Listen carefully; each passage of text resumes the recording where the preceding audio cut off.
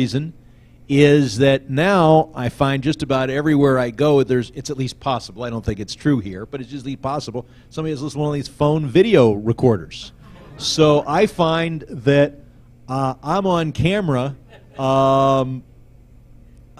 just about any time I don't want to be.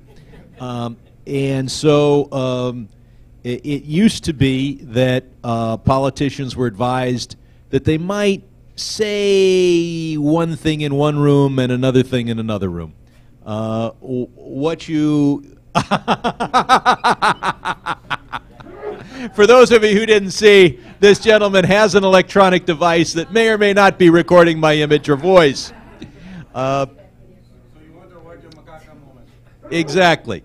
So basically, I'm not going to say anything in this room that I wouldn't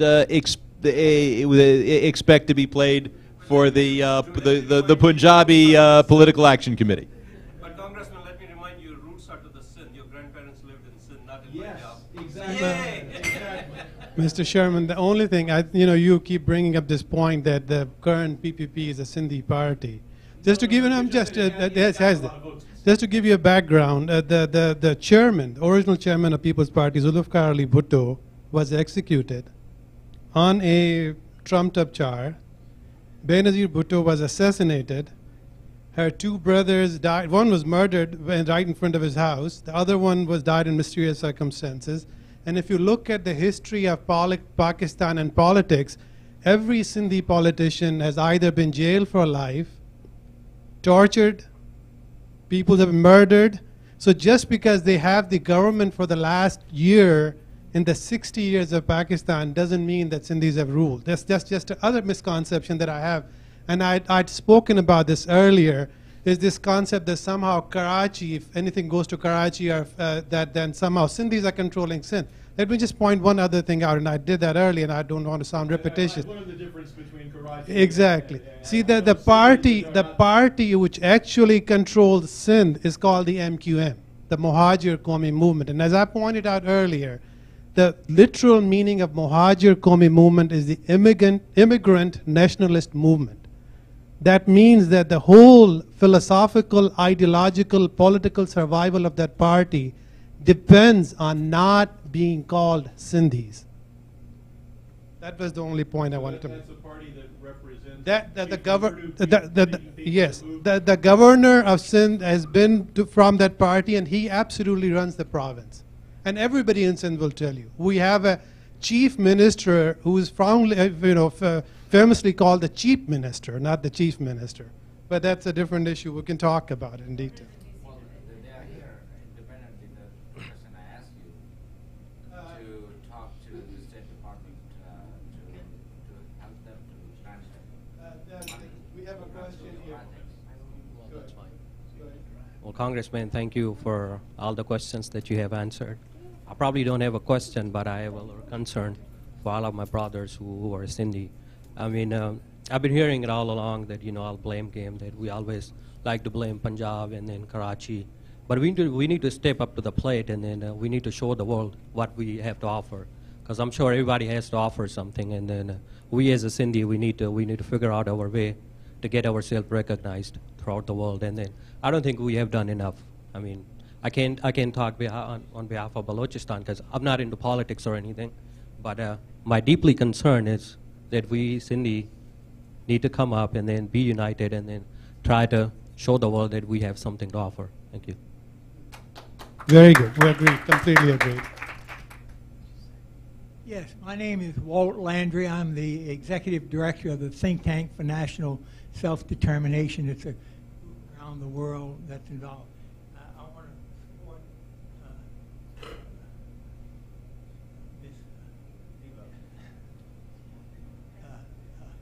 Our new president is a young lady by the name of Oskia Diba, who spoke earlier. My question has to do, is very quick, and I'm not going to spend a lot of time, but the representatives of the United States in the Congress, you mentioned that you think in American terms, and maybe you need to think in longer range or other terms in this sense, that you referred to minorities in Pakistan and Afghanistan. These are not minorities. These are peoples, distinct peoples that have been around for over 100 years. And it seems to me that's different from being a minority in the American sense.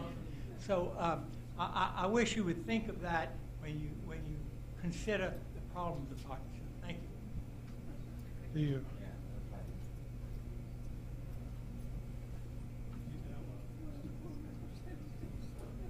I'd like to give the congressman a little break because he's been extremely informative. But I have I have a question that I think that we should all ask ourselves here, which is, most of us pretty upset about the situation in Pakistan, but we're not in Pakistan, and so I think we need to ask what concretely we can do as Sindhi Americans and people sympathetic to the problems in Sindh. What concretely can we ask the government to do, to the U.S. foreign policy or our friends in Sindh, to try to improve the situation? I guess I'll try to take that one. Let's give Congressman a break. As one of the things that I pointed out, I think whenever the U.S. aid goes to the government in Pakistan, they need to make sure that it is actually going to the people who need it the most. And the people who need it the most are the people in the rural areas, especially in the rural areas of the poorer provinces, which have been neglected. Balochistan has been producing gas for Pakistan ever since its inception, and its cities and villages and towns are the ones who don't get any gas. Sindh is the one which has been producing oil, and there are hardly any villages in Sindh which have any gas or oil. And these are the kind of the infrastructure, and then then we have to also ask the U.S. government to look at the ecological disaster of what is happening in the lower areas of Sindh with the death of the river of Indus. All of these things have to be. That is what the best we can do, because I think in future the U.S. government will have more influence with all the money that they're pouring in and all the involvement.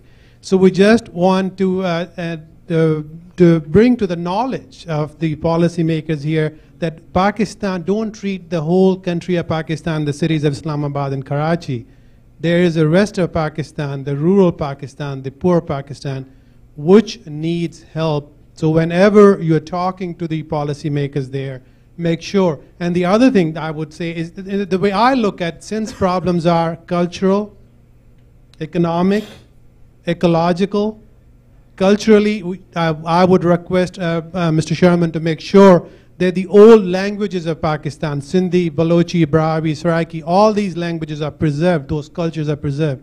Because when you let a culture die, you take away the values of that people. Values which are based on love and peace and Sufism. Values, Sindh in this 5,000 years of its history has never invaded anybody else's territory. Sindh has never had any imperialistic ideas against anybody.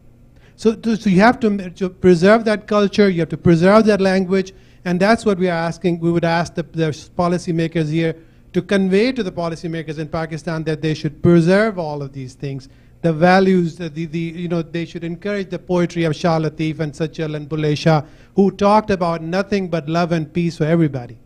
Instead, the poetry that is taught in the textbooks of Pakistan is poetry of revolution, poetry of I don't want to go into the details, but then and along with that, they have to make sure that the economy of these impoverished areas of Pakistan, they do that in this country also. As I said, the government is very aware of the counties in this country which are underserved. And they are very aware of the districts in Pakistan which are underserved. So when they send their money, when they send the experts, they should tell them to concentrate on those areas and encourage those people and encourage their development. And that is it's not something I'm not expecting Mr. Sherman to go out today and change the whole U.S. policy towards Pakistan. It's a game of engagement. I think it's our duty as Sindhis, even as human beings, to educate them, to let them know what is happening on the ground in Pakistan. If I was in Karachi, a few months ago, and I went to Hyderabad and I went to the Indus River. That river